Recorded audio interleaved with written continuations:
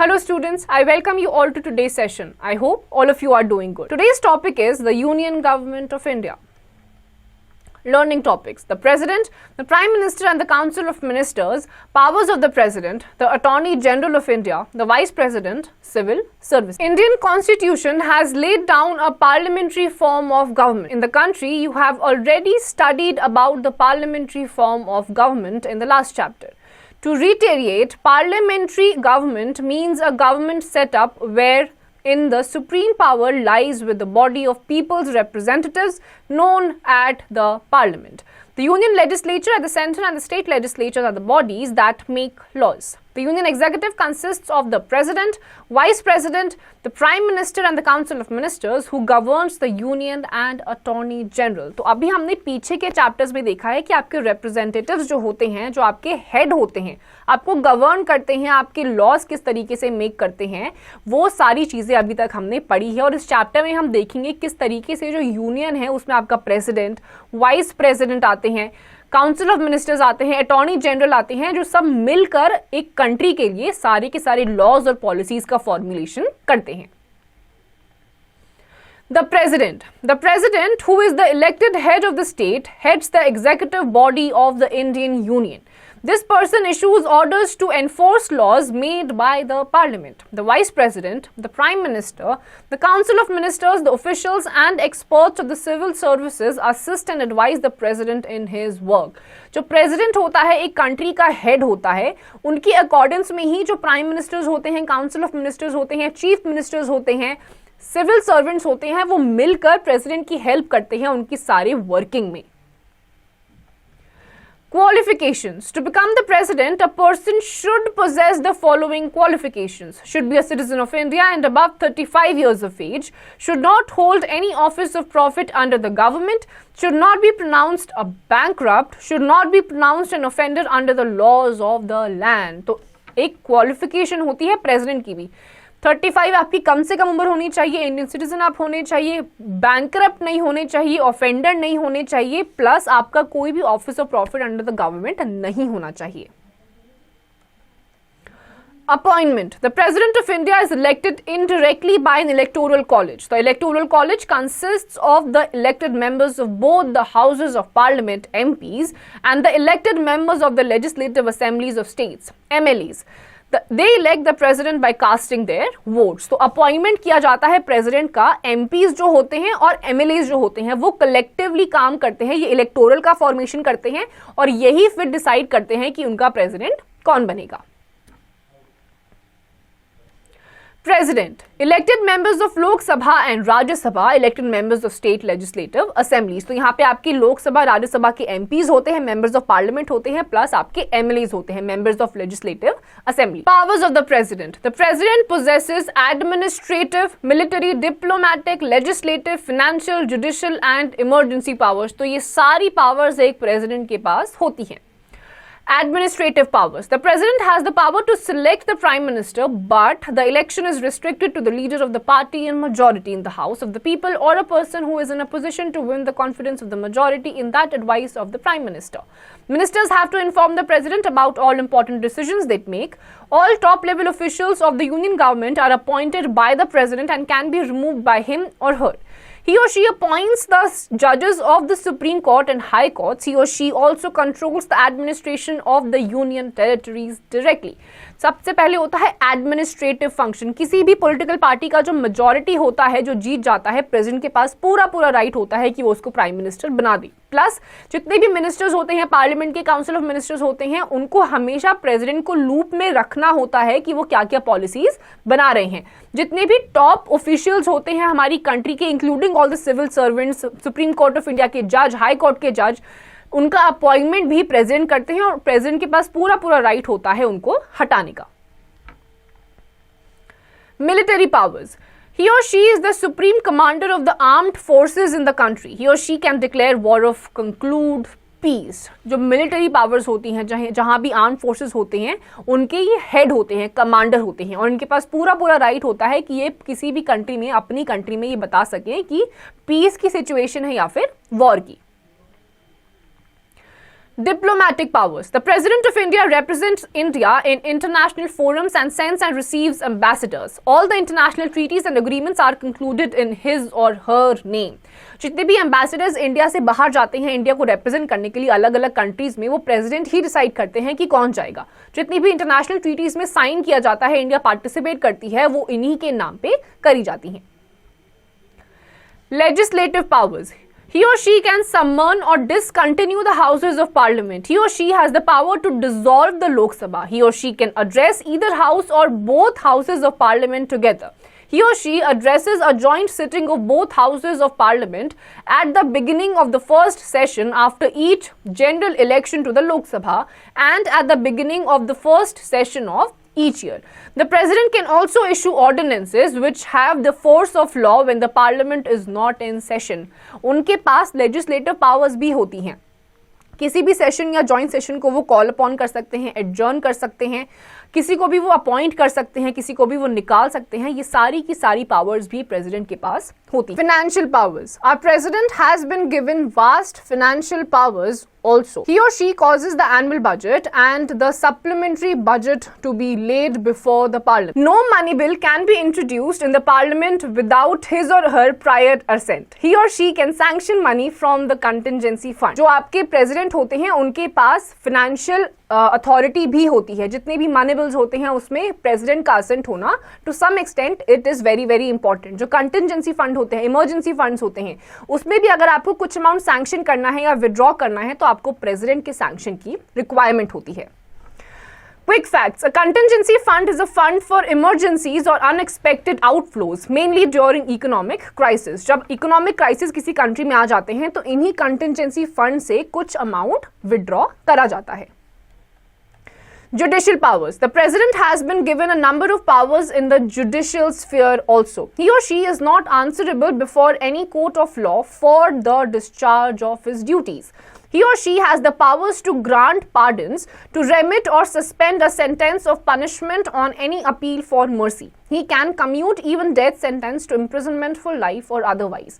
जो प्रेसिडेंट अपनी duties discharge करते हैं किसी भी कोर्ट ऑफ लॉ में उनको क्वेश्चन नहीं करा जा सकता. इवन किसी लोगों को जब कुछ डेथ सेंटेंस दी जाती है तो वो उसको कम्यूट यानी कि स्विच कर सकते हैं लाइफ इम्प्रिजनमेंट में, रेमिट भी कर सकते हैं और किसी ना किसी को फॉरगिव भी कर सकते हैं. Emergency powers.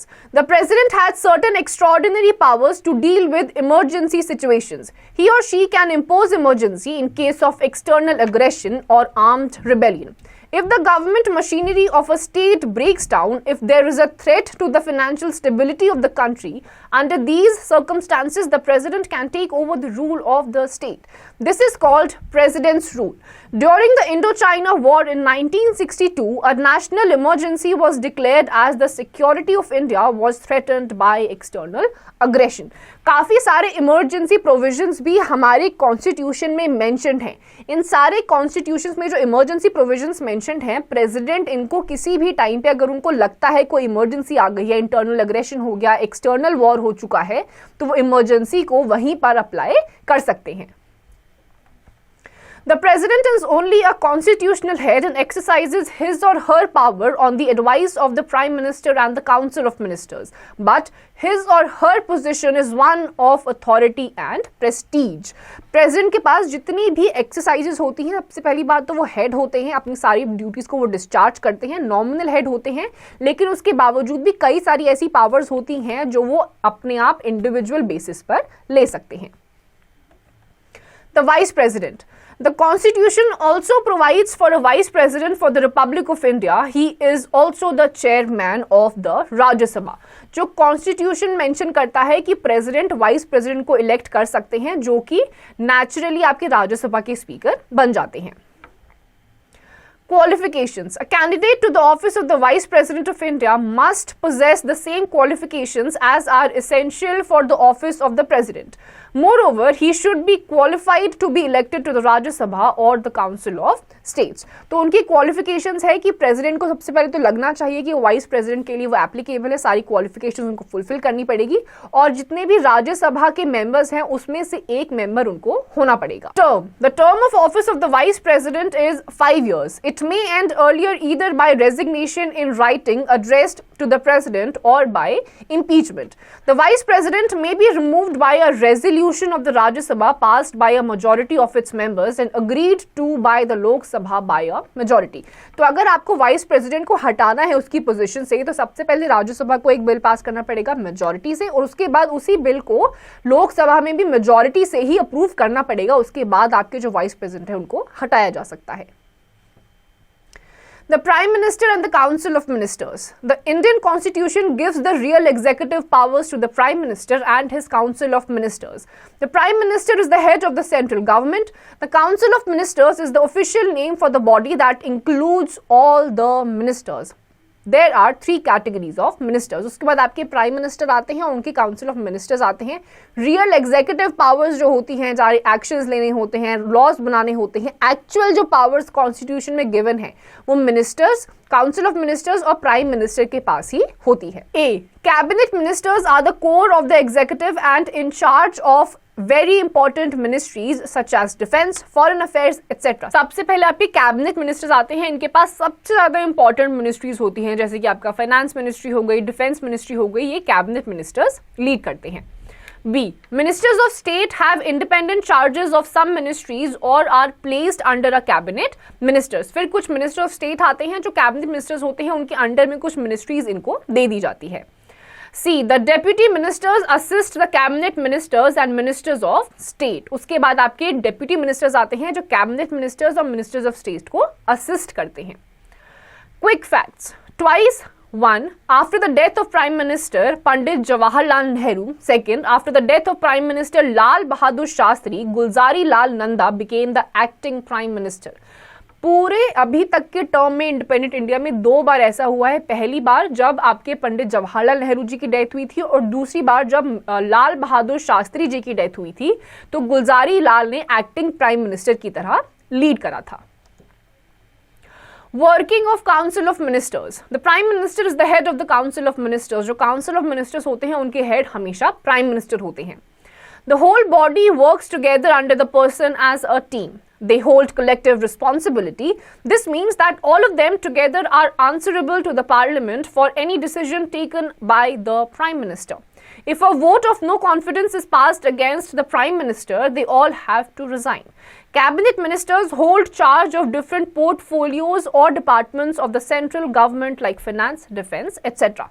ये जितने भी आपके प्राइम मिनिस्टर होते हैं और आपके काउंसिल ऑफ मिनिस्टर्स होते हैं, कलेक्टिवली कलेक्टिव रिस्पॉन्सिबिलिटी शेयर करते हैं। यानी कि अगर काउंसिल ऑफ मिनिस्टर कोई भी डिसीजन लेते हैं और उसको पब्लिक के सामने रखते हैं, तो पूरा का पूरा मिनिस्टर, सारे के सारे council of ministers along with the prime minister responsible होते हैं उस रिस्पॉन्सिबिलिटी के लिए या फिर उस लॉ के लिए। The attorney general of India. The Attorney General of India is the highest law officer in the country. जो Attorney General होते हैं हमारी कंट्री के, वो highest law officer माने जाते हैं। Qualification. The person to be appointed as the Attorney General of India must be qualified to become a judge of the Supreme Court of India. पहली qualification ये है कि जो भी Attorney General बनना चाहता है, he should be qualified to become the judge of a Supreme Court.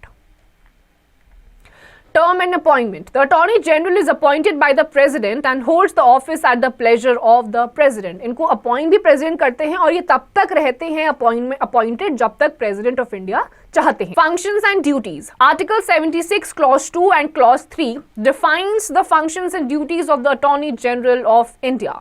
Article 76 Clause 2 states that Attorney General can give advice to the Government of India regarding legal matters assigned to him by the President. He must also perform other duties of any legal character that are assigned to him by the President. He also has to discharge the functions given to him by the Constitution of any other legislation. Whereas Article 76 Clause 3 states that in the performance of his official duties, the Attorney General can appear on behalf of the Government of India in the Supreme Court in cases where the Government of India is a party concerned. He also has to appear on behalf of the government in regards to references made by the President before the Supreme Court under Article 143 of the Constitution.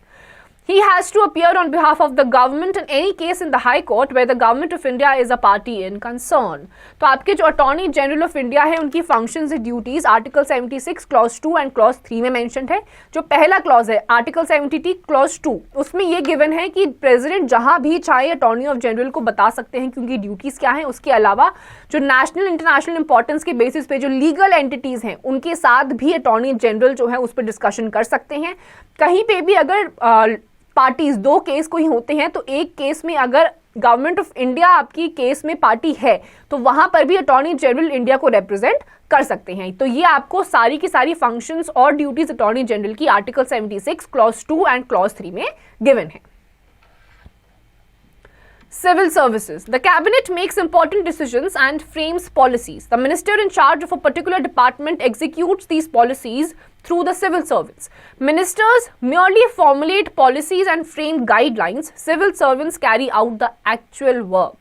जो civil servants होते हैं वो ही बताते हैं कि कौन सी policy किस तरीके से मेंटेन करी जानी चाहिए, क्योंकि maximum of the ministers they do not know how to formulate a policy. ये काम सिविल सर्वेंट्स ही करते हैं, उनको हर चीज के बारे में बताते हैं, उसके बाद फाइनल आपकी पॉलिसी बनाई जाती है। फिर ऑन ग्राउंड इसको किस तरीके से इंप्लीमेंट करा जाना चाहिए, क्या लूप होल है, क्या इसके एडवांटेजेस है, क्या ड्रॉबैक्स है, ये एक सिविल सर्वेंट ही करता है।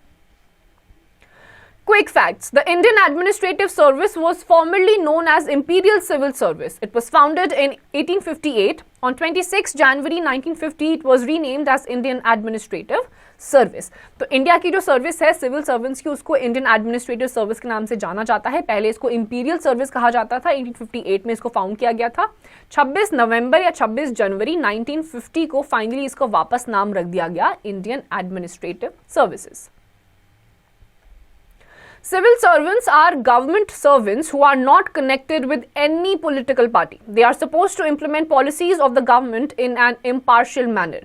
They are members of the Indian Administrative Services IAS, Indian Foreign Services IFS, and Indian Police Services IPS, etc.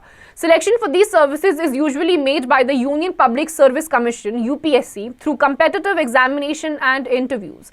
Successful candidates receive special training. They are then appointed to work at both central and state levels.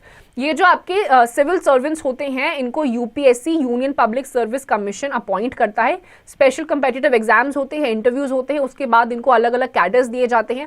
Indian administration service होती है IAS, Indian foreign service होती है IFS और Indian police service होती है यानी कि IPS। इसके अलावा बहुत सारी टाइप्स ऑफ सर्विसेज होती हैं जो आपको यूपीएससी ही कम्पिटिटिव एग्जाम्स के थ्रू इनको अपॉइंट करा जाता है। उसके बाद जो सिलेक्टेड कैंडिडेट्स होते हैं उनको स्पेशल ट्रेनिंग दी जाती है। फिर ये सेंट्रल लेवल पे भी काम करते हैं और स्टेट लेवल पे भी काम करते हैं।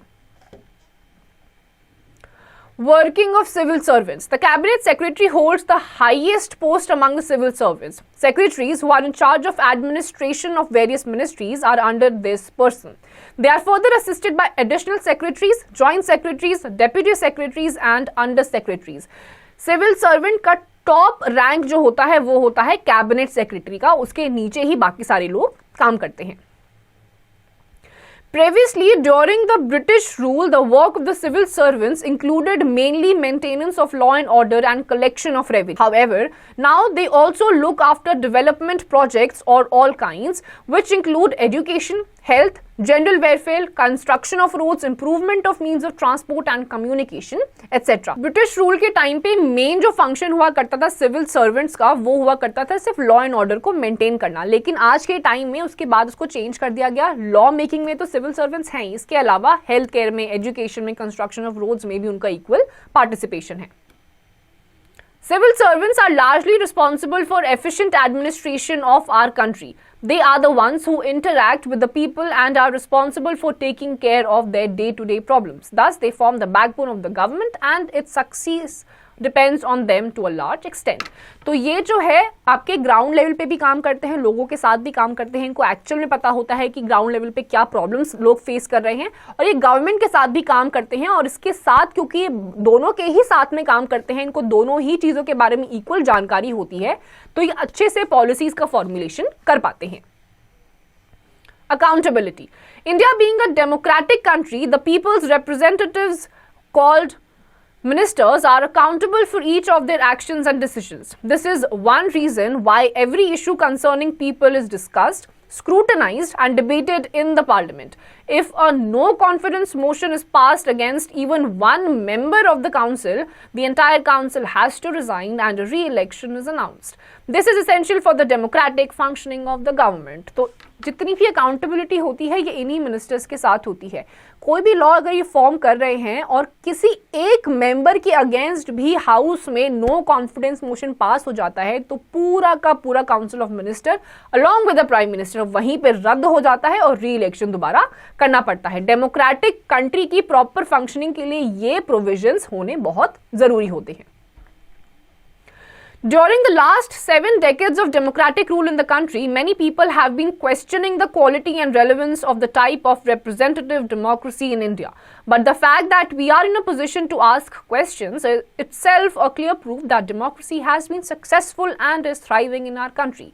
तो बहुत डेकेड से डेमोक्रेसी हमारी कंट्री में चली आ रही है. इंडिया एक डेमोक्रेटिक कंट्री है and the very fact that we are allowed to ask questions directly from the government about their policies is very much provident कि आपका जितना भी आपका डेमोक्रेटिक फंक्शन है वो प्रॉपर तरीके से हमारी कंट्री में थ्राइव कर रहा है.